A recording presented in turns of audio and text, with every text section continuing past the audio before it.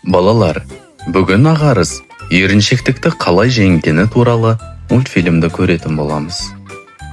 Ағарыз далаға шығып серуендегісі келіп отыр. Далаға шығып серуендегім келіп тұр. Бұл мінездегі еріншектік. Қазір емес. Ерініп тұрмын. Ертең серуендейік. Қазір ұйықтап алайық. Сен үнемі ерінесің.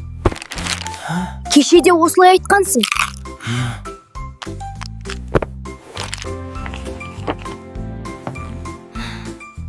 Онда кітап оқиын, қызық сияқты. Кейін оқисың. Ертеңде күн бар. Ерініп тұрмын. Сен маған сабақ оқытпадың, серуендеуге шығармадың. Саған ерсем, мен де сен сияқты еріншек болып кетем. Мен ертең сабақтан 5 алуым үшін қазір дайындалуым керек. Еріншек болмауым керек. Жарайсың Ақарыс. Ерінбей үй тапсырмасына дайындалғаның үшін саған 5 қоямын. Рахмет сізге.